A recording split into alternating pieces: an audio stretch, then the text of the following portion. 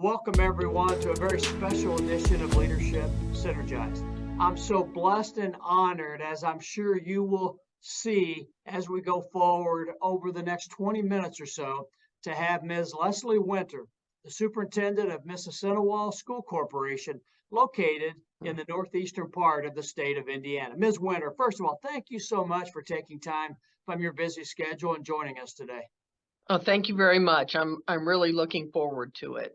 We are as well, Ms. Winter. And full disclosure, Ms. Winter and I got introduced to one another as she launched her doctoral program with a college in the southern part of the state of Indiana that I am involved with the doctoral programming and curriculum with. And we've maybe known each other for the past year or so. She continues down that path, furthering her growth in education.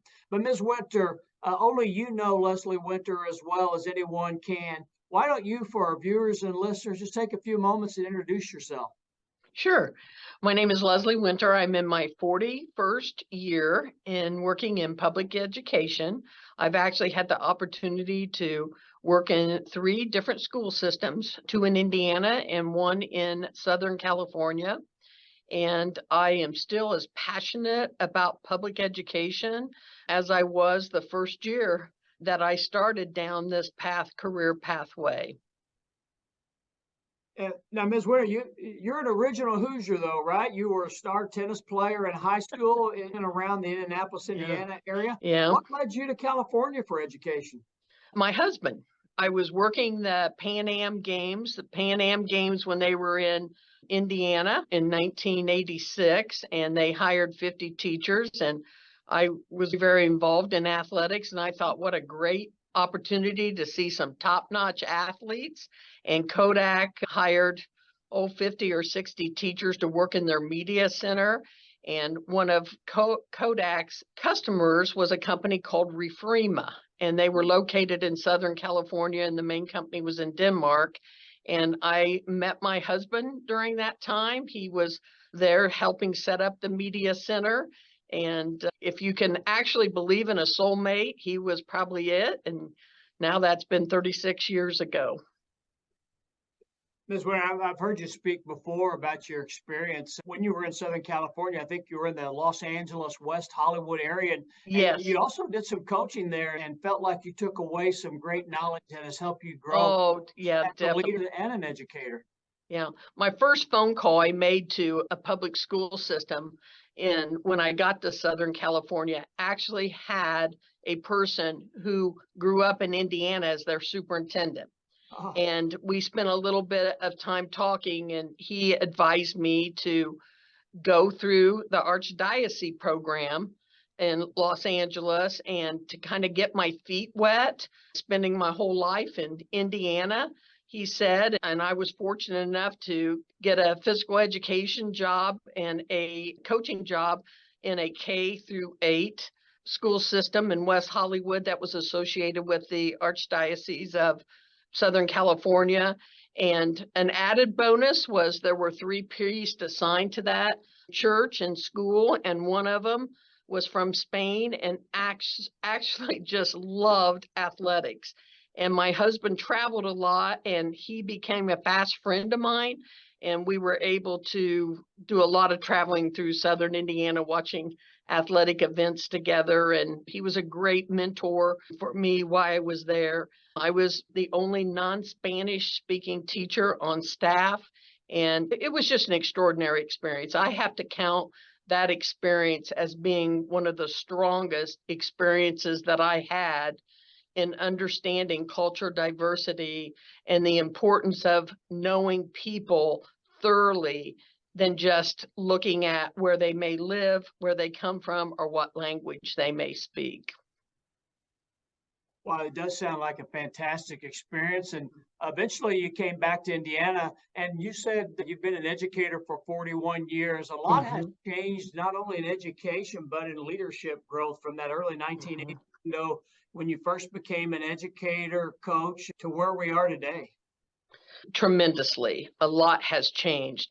I think for me, I never really saw myself as a trailblazer or a leader. I just knew how strong I felt about students and equal opportunities and inclusiveness and having strong integrity in your job, even if it was unpopular with everyone else around you. And it took me many, many years, really probably just the last 3 or 4 years, to realize that my impact as a leader was extremely important. I just did it because I was passionate about it and I loved it very much. Well, your passion, and as you stated in your intro here just a moment ago, your passion certainly comes through each and every time. Those of us who are blessed to have an opportunity to speak with you, there's certainly value that you bring and your passion comes across. And Ms. Winter, let me ask you this. As you look back your 41 years in education, but even prior to that, as a student athlete and as a student, when was the first time this term leadership really came into being from who Lezlie Winter was and was becoming? Right. I would probably say I was raised, and my beginnings were very humble in what would be considered in today's world as an extremely at-risk environment. My parents were very young when I was born and married and divorced twice by the time they were 21 with 2 children. And so I probably, people, when they hear this about me or they know me, I probably was very much an introvert in school and really just fell in love with athletics because it was something that you really didn't need a lot of people with. I could hit a tennis ball against the garage door for hours or shoot baskets. And it was just something that I was able to accomplish without really having a lot of people around to help me with that. I think probably the first time that I started hearing you could be a natural leader was in high school. And I'm not real sure I always led in the most healthy way because I was a fierce competitor, which wasn't really that popular in the 70s with women. And usually it was used in the term, you want to lead positively. Not, and at that time I really didn't understand the impact that would have on a young woman to hear, hey, your counterpart on the boys team, he's seen as a great leader and aggressive person, but you're seen as too outspoken and too aggressive. So that was probably my first time I heard it. And then I wasn't really applying myself in college. I was fortunate enough to play 2 sports at Ball State, and there was an outstanding woman administrator. Back in those days, you didn't have the athletic programs combined. That's just when Title IX was gaining a lot of strength and laws were coming into effect. And I'll never forget, she called me in when she goes, "You just aren't reaching your potential. You got the potential to do great things." And I think that probably was the first time I realized that maybe I need to start engaging a little bit more and paying attention.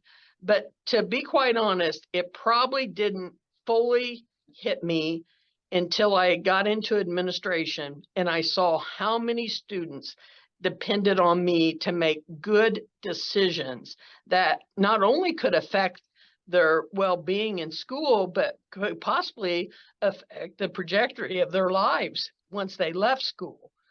Once that happened, I probably have been known more as the most vibrant student advocate that there was. And unfortunately, I made a lot of mistakes back in those days because I was very, very driven by inclusiveness and student opportunities. And I just felt like that students depended on us to not only provide leadership, but be willing to share that type of leadership with others around us.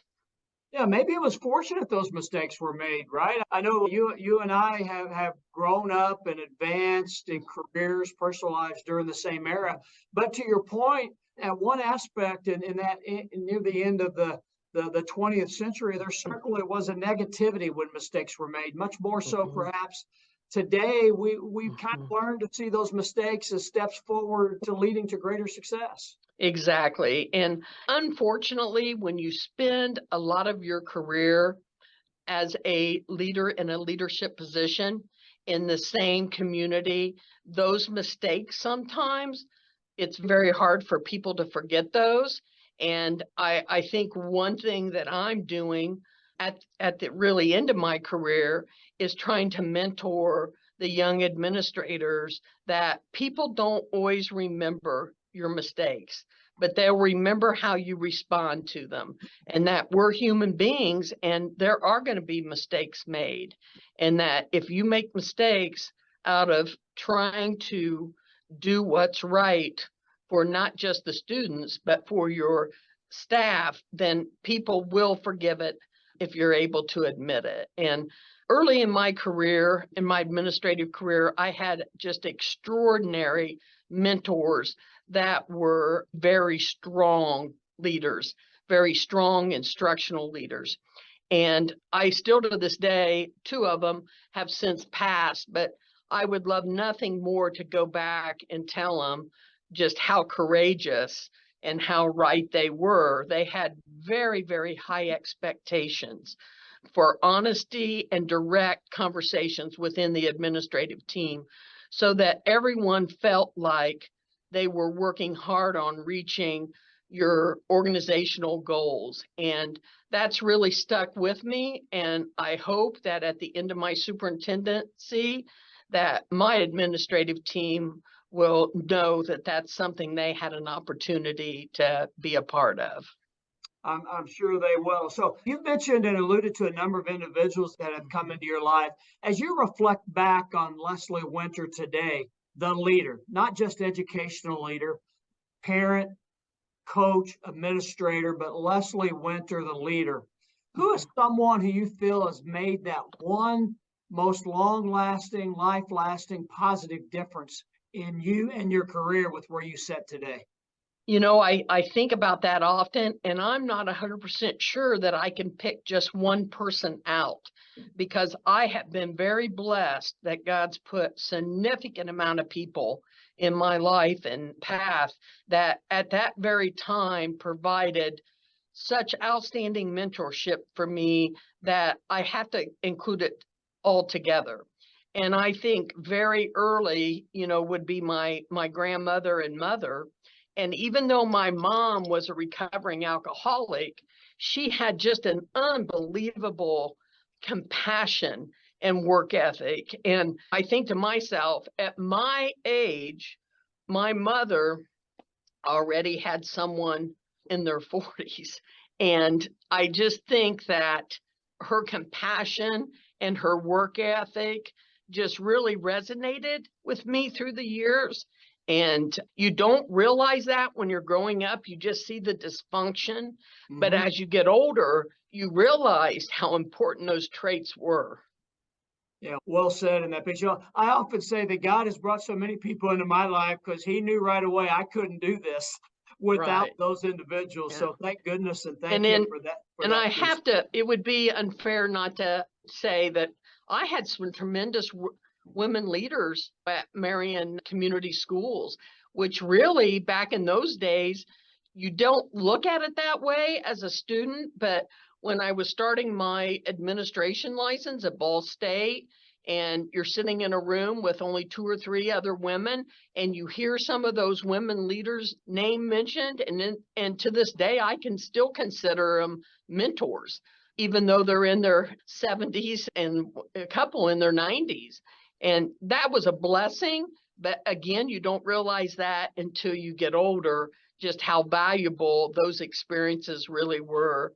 And then I've just been blessed in my coaching career to just serve with people who just made me better every single day.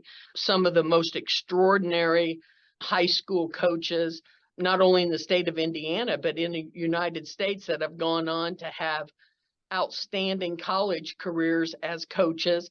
But those guys in the Muncie community and Muncie Burris were just the most extraordinary coaches and people I've ever worked with on not only their coaching techniques and their coaching philosophy, but the integrity of people they were. And I was lucky early to be able to be involved with such outstanding people. Thank you, Ms. Winter. Ms. Winter, as an educator, one thing that you see very common, if there is a common ground in every educator, is the sacrifice of themselves and time to serve others, students, parents, administrators, sometimes maybe with the chagrin, the state mandates that different states Mhm, have with the educational piece. Sometimes what gets overlooked is the importance and value of serving ourselves to be mhm. able to ensure that we can bring greater levels of value to those in our charge, if you will, those people whom we are responsible for, but also come in contact with in life. How Mhm. have you been able to effectively grow your value while increasing and multiplying the value you bring to others throughout your career? That's probably, you'll hear me say this in a couple areas. That's probably been an area I haven't been very successful in because for a bulk of my career, I haven't been surrounded by people who just encouraged that kind of collaboration and direct honesty and working together. And so I always felt like I may have to work harder and maybe to accomplish what I believe needed to be accomplished in the area of promoting students and programming to move opportunities forward. And that's something in the last 7 or 8 years that has really resonated with me. And I do share that openly, not only with my administrative team, but with some young professionals that I mentor. That has to be a main part of the workplace, is you understanding your worth and understanding what you bring to an organization, and then be courageous enough to speak up and say, it's time for me to step away, because in a lot of organizations, the leaders won't always do that. And if you're a worker and you're a visionary and you get a lot of accomplished, then the expectations are just going to get higher and higher. So I've worked really hard now that I've been in the leadership position as a superintendent to make sure that I'm adding some balance, or at least they're hearing that from their supervisor, that it's important to serve yourself too, and to have balance in your life to make sure that you are getting encouraged and that people are sharing with you you're making a difference. Thank you, Ms. Winter. We are speaking with Ms. Lezlie Winter, a school superintendent in the northern part of the state of Indiana at the Mississinawa School Corporation. Ms. Winter, one of the aspects as we have jumped into the whole still leadership concept. And for me, really, it goes to and I'm paraphrasing John Wooden's philosophy when he felt like his players were rushing too much. We just need to slow down and we'll still be able to Mhm. go quick. And I know I don't do his quote justice, but that's kind of what I take away. And when I reflect back here at my age, at my point in my career, and God has thankfully and blessed me by removing the fog on why things happen in my life, why they weren't as successful at times I thought they should have been in the Mhm. natural or vice versa. And it's because I wasn't still. I was too busy on the non-value Mhm. stuff, or moving too quickly. And Mhm. sometimes that led to missing out on transformative opportunities. You Mhm. have been an individual throughout your career, not only serving others, but being a female leader. I know girls athletics wasn't formed by the state association officially till the back half of the 1970s. You mentioned Title IX, which came in Mhm. across the country earlier in the 1970s. There were there were a few, if just a couple, of athletic directors in our state, and I think you may have become the second female athletic director Mhm. during that window of time. You've Mhm. come through a lot, not necessarily by choice, I'm sure, but you played a part in transforming society, Mhm. transforming educational leadership, if you will, Mhm. through that window of time. Yeah. What were some of the obstacles you have battled? Maybe Mhm. as you look back, you didn't even realize you were Yeah. facing those at the time. I appreciate that. I wasn't the second athletic director, but I was in the top 5 in the state. But I often think they were battles, and it's things that today leaders and women leaders may not have to battle as much as we did back in those days. But even at the beginning of my athletic director I had the most unbelievable mentor in Kay Saunders, who was actually the first woman athletic director and was in the county that I was appointed athletic director. And she spent numerous hours and time with me to help me and to help me understand. And she was a great mentor because she was very confident in her abilities and very confident in what she brought to the table. And she used to tell me all the time, anytime you walk in a room, there's not going to be very many of us, but you be confident in what you're doing. You are as deserving as anyone else to sit at that table. And I had that same situation on when I served on the ISHA board of directors, and Pat Roy and Mildred Ball. They were just, I thought, outstanding, honest leaders. And so even though I had a lot of obstacles, I was blessed, more blessed than probably a lot of women leaders, to be able to have strong women leaders that you could disagree with and were very well respected in the profession to mentor me and walk alongside me early in my career. Probably the biggest piece is that I feel like in almost every situation I've worked in, very few of the people realize that the playing field is not level. They just don't understand that. And, you know, when people make decisions, when you know it's not being made to be vicious or with knowledge of being unfair, it's awful hard to feel resentment toward them. It's better to try to educate them on why these situations will be seen as being unfair or not equal. And so even though I've had a lot of obstacles, I've had a lot of good experiences with strong leaders and strong women leaders that have been able to work through those situations with me.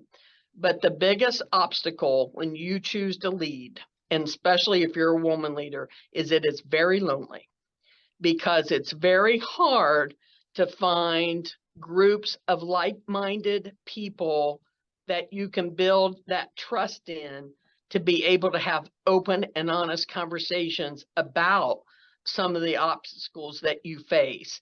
And that's something that I've been striving to do with my young team. And I really feel a mission to work with in that area in retirement too, because you have to give people an opportunity to feel valued, and you have to give young people an opportunity to feel trust. Because when you have trust, then you're able to have more authentic conversations, which means a better growth and a growth mindset. Thank you, Ms. Winter. Great words of wisdom. Thank you for sharing your advice and your experience. Can you stick around for another episode for us? I would love to. Well, I appreciate it. I know you're very busy, but the words you're offering have so much value for our listeners and those not only watching in real time, but those who will be watching and looking at as we archive the video and podcast in the future. So we're going to wrap up this session. We're talking with Ms. Lezlie Winter, the superintendent of Mississauga School Corporation, located in the state of Indiana. We're going to come right back in our next episode and talk more about Ms. Winter's leadership experiences. I hope you're enjoying it. You're listening to Leadership Synergized.